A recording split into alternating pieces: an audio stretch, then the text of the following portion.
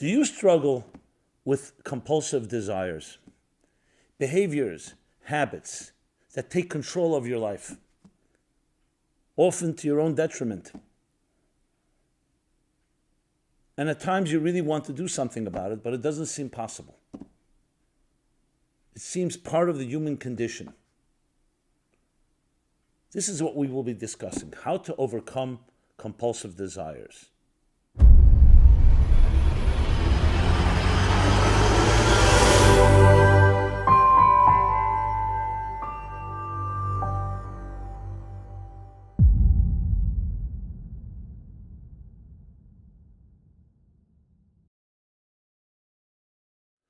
Hi everyone, Simon Jacobson here.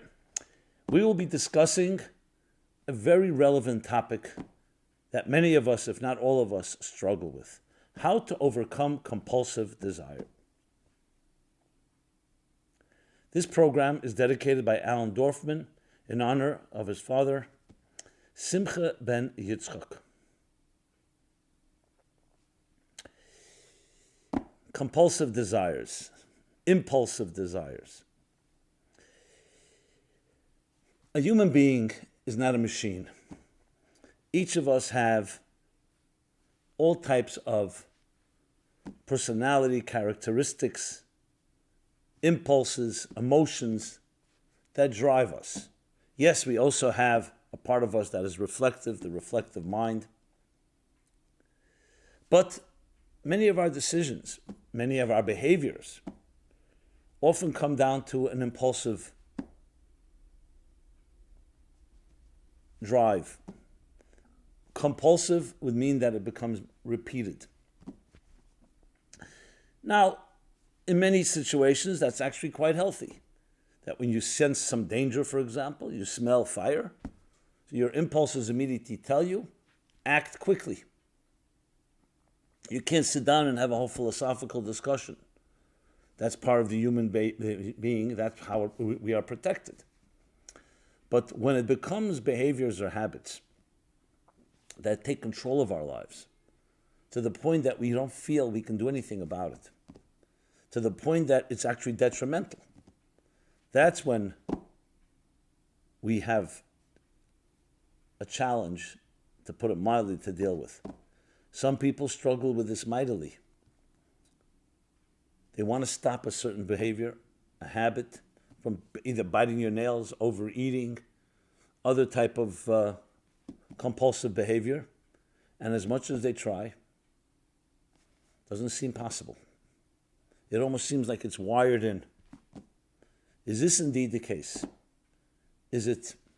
Are we doomed once we are controlled by our compulsions? The answer is absolutely not. And that's what we're going to be discussing. What can one do about compulsive desires? How to overcome them? How to even channel them toward positive behavior? The best way to address any challenge, especially ones that don't seem rational, because very often what happens is you have an impulse or a compulsion to do something, and it becomes now a repeated behavior, something that's almost automatic. So as much as your mind tells you, I don't want to do this, how often do we do things that, even though at the moment we know that it may have negative consequences, destructive consequences, and yet we do it anyway? Something takes hold of us, something consumes us. So how do you deal with that? So the best way to address any issue is to understand the anatomy, to dissect the very makeup of what drives a compulsion. Awareness of a problem is half its cure. Not looking at it, not being aware, then you become its victim. So let's begin with some awareness. Let's shine the light. Let's focus. Put compulsion under the microscope and see what we discover. always best is to contrast it with the opposite of compulsion. So we're going to be talking about right now two voices or two forces within us, often referred to as the cognitive and the emotional, the mind and the heart. One is driven by reflection, the mind, a healthy mind, not a subjective one, which we'll be discussing shortly. A healthy mind is like an analyst. It processes information. It seeks data about any given topic, looks into it, processes, evaluates, and comes up with a conclusion based on the facts one discovers. Like a machine. Like you put data into a calculator, you put few numbers, and it'll give you a result. Not exactly like a machine, but at its best, that's what a mind is. It reflects. So if someone calls you and says, "Here, I have an offer for you," and they're very persuasive, they know how to manipulate your emotions. A healthy mind will say, "1 second here. I hear your offer. I have to think about it." A good telemarketer or a good salesperson is going to immediately, a good marketer is going to tell you, "No, the offer expires in 30 seconds, in 30 minutes." They want you to make a decision more based on your impulses and your emotions than on your reflection. But if you stand strong, you reflect, and then you come back and say to yourself, "1 second, I don't need this." Yes, it sounds exciting, but when you reflect on it and think about it, I can live without it, or it's worthless. How many mistakes do we make precisely because of that reason, that we act quickly without thinking it through properly? It's interesting. I would say most mistakes we make come from that issue. Something compels us, and it could be, in this case, the example is coming from outside. It can come a voice from within. You act on it, and so on. So the mind, at its best, it's a reflective force. The heart, on the other hand, emotions, is an impulsive one. For the good, it's an impulse that tells you act quickly because there's either danger or something important that has to be done. For the bad, it becomes something that controls you, and since you're not reflecting, you just act on it. So there you have two voices, two forces within us. Newborn children, young children, are driven primarily by impulse. The child is hungry, so that it's wired in the child to cry. Or if a child is in pain, is the only way for the child to react. The child does not yet have the capacity. The mind has not yet developed into a reflective force. The child's going to say, "1 second, I cried, now I'll wait till my mother or my father come and feed me." No, it's an impulse, a healthy impulse. We all have a healthy impulse. You get tired, you go to sleep. You get hungry, you go eat something. You're thirsty, you drink. You don't need to sit down and reflect on it. You may need to reflect what to eat, or what to drink, and how much to sleep, and how to sleep. But overall, these are part of our hardwired needs for survival, but that's fine. But then the child grows older, and we're not talking about an absolute need, and for whatever reason, maybe you try something, you're copying someone else. I've dealt with, just to use, it's not a trivial example, but it's an example. People deal with nail biting, I mentioned before. No one is born biting their nails. It usually comes actually by copying a friend. It becomes an outlet. It's a way of expressing anxiety. And if you develop this habit at a young age, it becomes extremely hard to change. So that leads us to the question itself, are impulses hardwired? Is it nurture or nature? Well, some impulses are definitely nature. I just meant children and other instincts that we have. But some are acquired, for sure. But they become acquired, especially at a young, impressionable age. They're almost like hardwired within us. There's an expression that repeated habits become like nature. So in that situation, that becomes the way, and it gets increasingly difficult as we grow older to stop. The same thing with other habits. I'm just using a simple example. Now, it can get much worse when you're dealing with addictions, especially addictions to substances or behaviors that are actually destructive, as I mentioned, they take control of your life. Reflection doesn't help because the impulse is now part of who you are. Whether nurture or nature, let's say nurture, but the nurture has become something you turn to. Now, obviously, the logic would state, just as you assumed it and acquired it, you could also unacquire it. You can release yourself from it. Of course, that's what we're discussing here. How? Logic would say that, but how? That's the big question. So what the anatomy of a compulsion, generally impulse and compulsion, impulsive behavior and compulsive is usually distinguished. Impulse is usually defined as thoughtless action. A feeling or action, a behavior that is not without any given thought. Compulsion is usually repeated behavior. So they overlap, obviously. An impulse can lead to compulsion. Every compulsive behavior is a form of impulsive behavior. But impulsive doesn't necessarily mean compulsive. But it's not so relevant to our discussion because whether it's a one-time thing or it's a repeated thing, which we're addressing more repeated behavior, the root of the issue is the same. And that is something, a force within you, that is not driven by deliberation, thought, process, evaluation, reflection. And to the extent that it is now in control of your behavior. So let's go even further. What exactly is this then? Why can't you say to yourself, hey, you know what, this is not the thing to do? Because clearly it's very much part of how we function. I mentioned before, it's healthy for us to have certain impulses. If not, we would be hurt and even can die from it if we don't have the natural impulses to react to certain things. The problem is when those impulses are directed toward the wrong type of behavior. So for that reason, we do also have the mind, the reflective mind. Can we do anything to reinforce, strengthen and bolster the mind, the reflective mind, to speak to this emotion? We know the other way around, definitely the case. So let's talk a moment about biases and prejudices.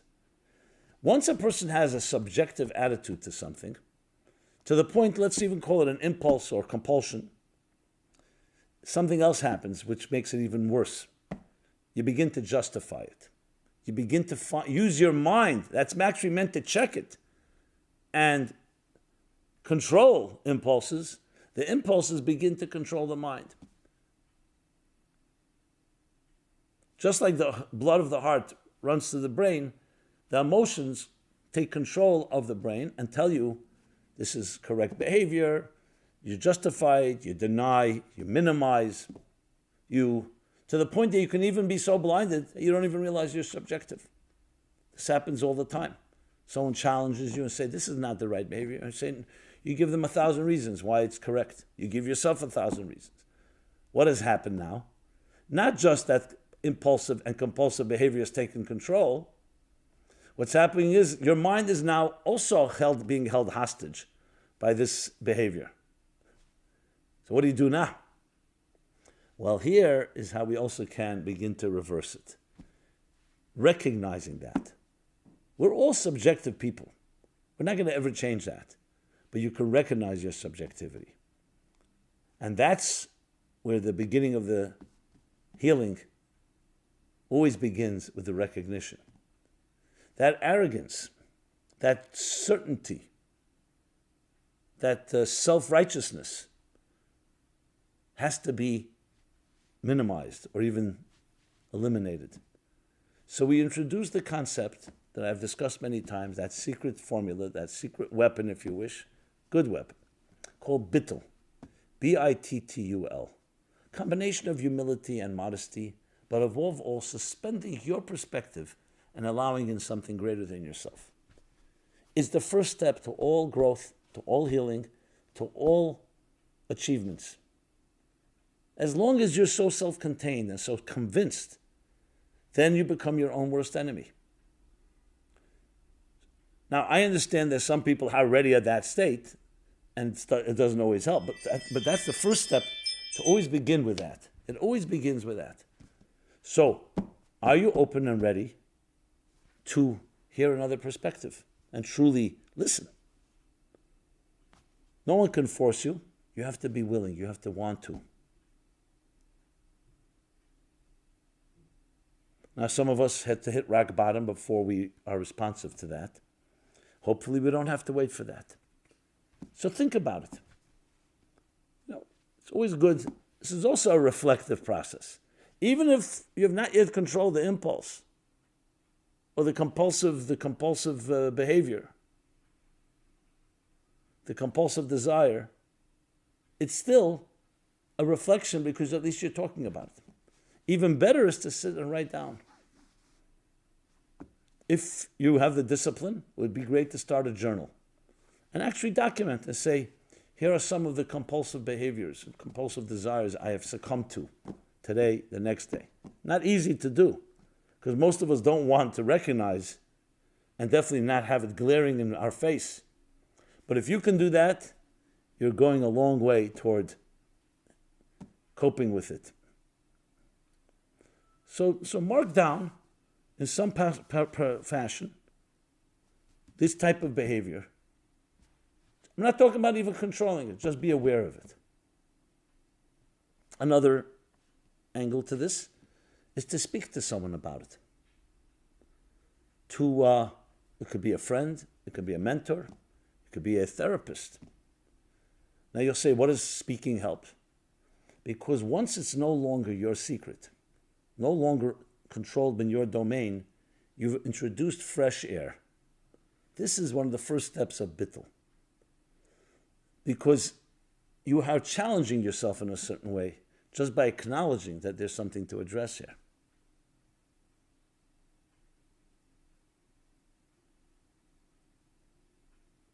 So that's step number one. Now, of course, that doesn't just solve the problem, but you've identified it, and you're also you're checking and not allowing the mind to be controlled by these impulses.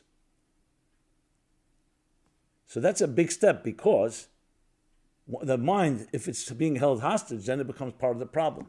You want to at least identify, here's an issue, I don't know what to do about it yet, but at least I know that it's an issue. If you're not ready for that, I'm not sure even what one can say. Because at the end of the day, you can't help someone who's not going to help themselves, who's not ready to help themselves. So I'm discussing, obviously, someone who wants to do something about it. So what you've done is at least created two realities. The reality of your compulsions and your desires, and the reality of recognizing that they're in place and it's something you want to address. So if you allowed your mind to begin to be active in at least distinguishing between these two.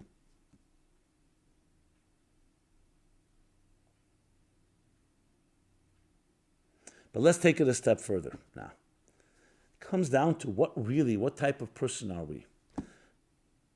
So a lot of modern psychology, not all, but especially the Freudian School and its variations, see a human being as just a compulsive animal, an impulsive creature. Because the id, the pleasure principle, is so much embedded in the core of our beings that that's a driving force, especially looking in the area of sexuality. It's not something we just decide. It seems to be coming from within, from our deepest recesses of our very psyche.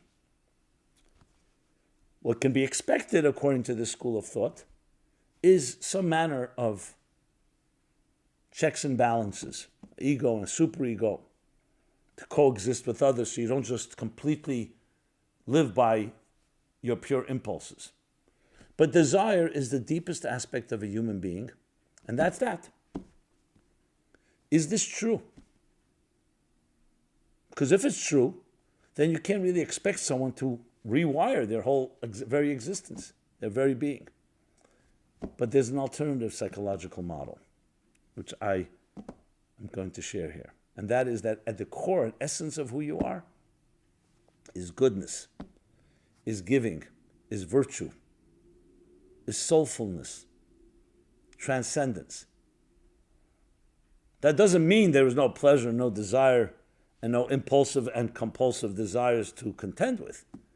But once you know that at the core and essence of you, there's another beautiful angel, let's call it, the angel within, that changes the entire perspective. Then it's a matter of who's going to prevail, which force that's in your core personality. Because if goodness and kindness and behavior of that nature, positive behavior, is acquired, and the vices of our desires are inherent, the rule always is that inherent forces are always going to prevail, always be more powerful than acquired behavior, education. So it's vital in our lives to understand that the inherent part is not just the wild desires. Now we all know, every one of us has our moments, or more than moments, where we completely behave in ways that we may even be ashamed of. That darker side within us, that ugly corner within our darker recesses of our psyche. Behavior that is completely not rational, but feeds some reptilian element of our beings. Survival, pleasure. And afterwards we often regret it. So we're not dismissing that at all. But how much do we know about our other side? It's obvious that if you're not taught about the core essence of the beauty of your life, most of us will gravitate, obviously, to the voice of compulsive, impulsive, and compulsive desire, because that comes natural. So you say, why doesn't the other one come natural? The mystics explain, because that's precisely the purpose of life, is to have the battle between these two voices. There would be no battle if our compulsive behavior was only pure and holy and angelic. So we have to contend with and deal with the concealment of that inner and deeper dimensions within, the beautiful dimensions. So how do we feed that? How do we nourish that? We feed and nourish it by learning about it, by reading about it. So in addition to the first step that I had said, journalizing, writing down your compulsions and how often you succumb to them, the second thing is to commit to a regimen of learning about your soul. Because the more awareness you have of it, the more it will become apparent in your life. It doesn't take much effort, if you think about it, to love somebody. It takes effort to maintain it, to make sure it's done right. But love is also a natural instinct within us. Love is not acquired. If we didn't have any negative forces and toxic elements in our lives, we would be completely loving human beings. Love is a perfect example of an inherent part of who we are, whether it's loving our spouse or loving our children or loving friends or siblings or parents. Love is a very powerful force. Yes, love could also become an obsession, and love is definitely an emotional element, but love is also a beautiful one when it's harnessed and directed in the right way, to the right cause. So when you think about it, we have within us many voices. The first step in all is to pause and reflect what's going on in your life. As soon as you do that, you have already begun the journey. Because the nature of compulsion, no pun intended, is that it's compulsive. It takes over. So you don't want it to take over. So the first thing is to recognize that you have, first of all, a very pure and beautiful soul. At the same time, you have another voice that compels you, so to speak, that you feel compels you.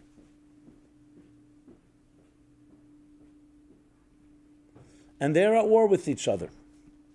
So practically speaking, you may say, okay, so what do I do? Fine, all this is nice on paper, philosophically.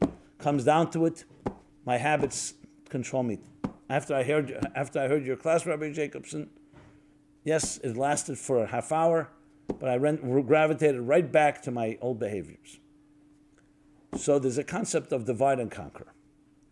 You don't have to go cold turkey and change your whole life in over a moment.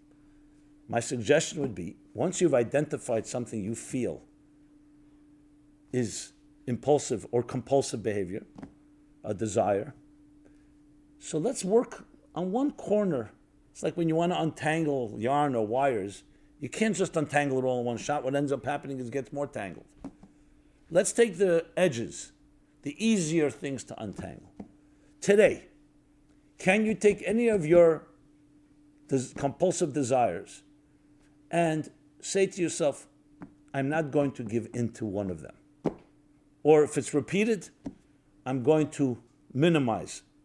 And mark down at the end of the day, were you successful? Don't look at it like the rest of my life I have to change everything that I was and all my behaviors and my habits and my rituals. Take one thing at a time. You'll say, well, that's not going to change at all. You'd be surprised. Because what you want to introduce, it's just like an infection inside that's festering. You can't just get rid of it. You have to introduce some fresh air, something that will counter the toxins. So the mere fact that you're looking at it and you're weakening it a bit, just a bit, you're lowering the volume, is a great achievement. You'd be surprised. It's not about quantity, it's about quality. It's a shift. When somebody's wandered off in the forest, no one ends up lost in a forest overnight. You veer off the road, a little more, you keep veering off until suddenly, days later or months later, you're completely lost. Once you're lost, what do? You start looking around for signposts to the sky. Where am I? But as long as you keep traveling in the dark, blindly, you're going to continue to wander and get more entangled. When do things change? Not when you suddenly discover where you went, when there's a shift. Maybe you stop going in that direction. Maybe try a different direction. Maybe retrace your steps. The shift is the key thing, the qualitative shift from going into the dark and continuing, and now something has changed. And now it may take time till you get back where you want to be, but if you can identify the moment when that little turn, that shift, then you know that's where the healing began. The same thing is psychologically. Impulses and compulsive desires take control over us. And as such, we become blinded by them. We're lost. It's exactly the same thing. We're lost, especially when you're in the throes and being held by the tentacles of your desires. We all know what kind of power that is. So it's not about completely changing it, it's about a shift. And the shift is one step less, one less surrender, one surrender less. I'm not sure which expression to use. One step back where you're not giving in to all of the compulsions, to all of the desires, to all of those moments. Try one. And then move from 1 to 2. Take it a step at a time.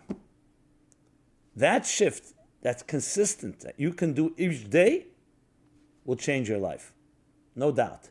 The challenge you're going to have is the inertia of the status quo that will keep tugging at you to not do that and even minimize. It'll even tell you, what's one step? What do you think you're already going to accomplish? And the second challenge is to maintain that attitude. We begin, and then we give up. So how does one do that? So 2 suggestions. One is, be accountable to someone. Speak to someone. And report to them. In addition to writing it down for yourself, report and say, here's how I've been doing. And if you have a setback, so be it. We all have setbacks. Don't see that as a failure. It's part of the process. So number 1 is be accountable. So the other person helps you somewhat to overcome that inertia and the challenge of not doing something consistently. The second thing is what I have spoken about and have been speaking about. Immerse yourself in your spiritual spa. SPA is an acronym for study, prayer, action. 3 pillars upon which the universe, both the micro-universe and the macro-universe, the human being, who's a small universe and microcosm, and the larger world, rest upon 3 foundational pillars: the cognitive, the emotional, and the behavioral. So 3 ways to nourish those 3. Well, 3 ways. To nourish these 3 pillars, we need cognitive conditioning, emotional conditioning, and behavioral. Cognitive is what I mentioned earlier, studying. Reading about the soul. Reading about these 2 voices. Almost looking at it from an objective perspective, even though it's about you. Oh, these are the 2 voices, and then identifying them in yourself. The second is prayer, which is not just, I don't mean it just in a religious context. It means emoting, learning to express your emotions. Now, impulses and compulsive behavior comes from the emotions, or is connected to the emotions, I should say. So by emoting, speaking to someone, learning how to express yourself, that, in many ways, is yet another tool of rewiring and in many ways tinkering with and weakening the hold of compulsive desires.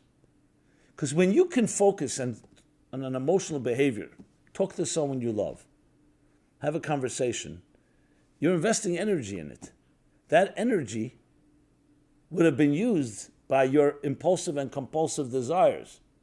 So when you can direct emotional behavior, emotional actions, emotional interactions, I should say, with another, what you're actually doing is you're draining the energy from using it toward unhealthy emotional impulses and compulsive desires towards something positive.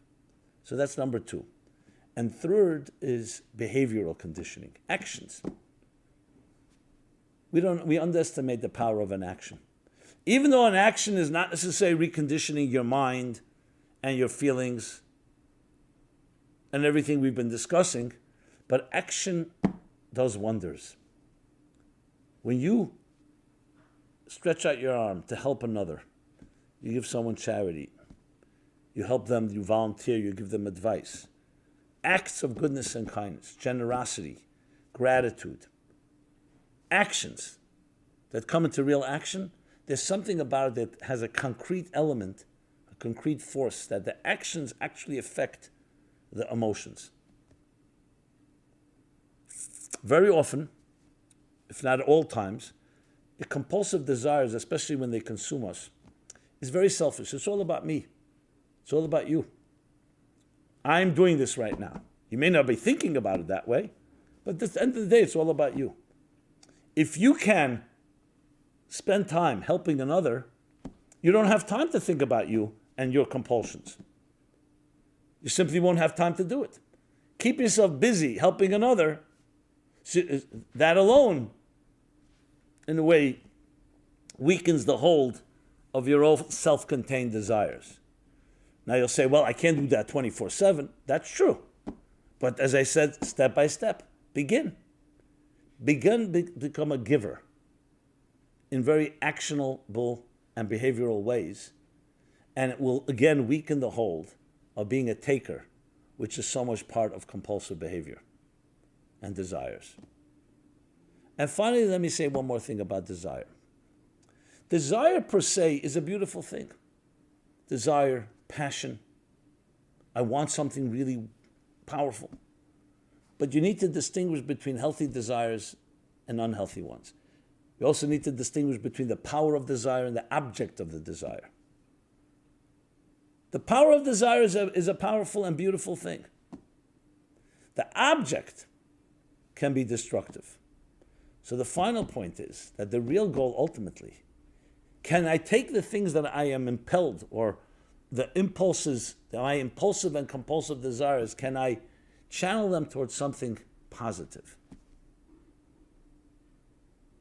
Which means helping another, some way living up to your calling in this world. Going back to what I said earlier about the soul, its purpose to illuminate, to give.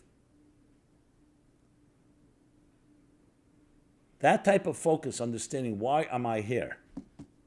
Why are you here? You're definitely not here just to satisfy and give in to all your desires. You're here to bring to this world a unique and special light. And this is the final exercise. Focus your life. Are you focused to the purpose of your life? When you're giving in, succumbing, and surrendering to compulsive behavior, compulsive desires, you're not focusing on your purpose. You're focusing on whatever it is, your habit, your ritual. It's completely about the action, whatever it does for you, even if it does nothing, but you think it does something. What are you doing already? You're focused on something that's completely not about your mission in this world. So the more you learn about your mission, and the more you wake up each morning and saying, I'm going to embrace my mission and act on it.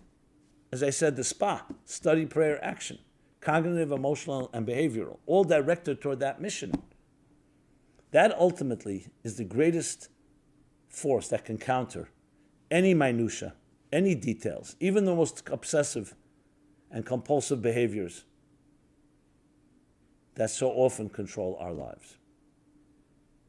So it's the light of your mission that dispels the darkness of your compulsive desires.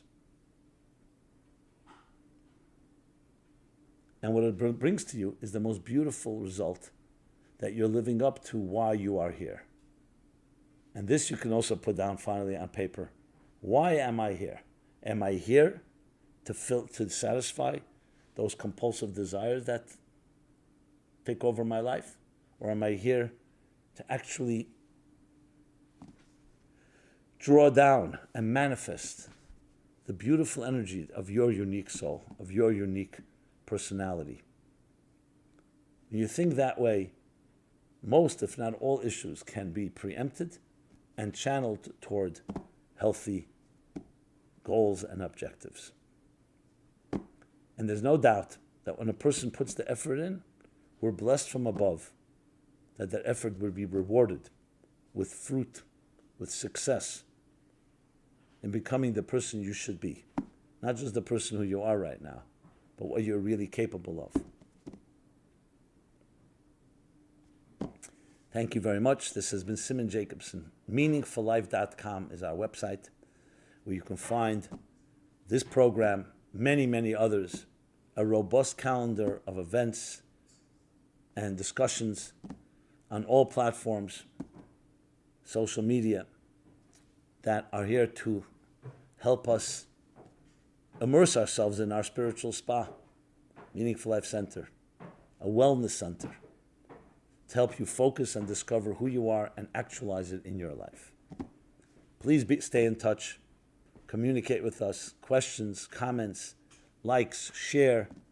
Let's make this into a movement that has a ripple effect and brings health to every individual and to the entire world. Thank you again. This program is brought to you by the Meaningful Life Center. Please help us continue our programs. Make even a small contribution at meaningfullife.com/donate.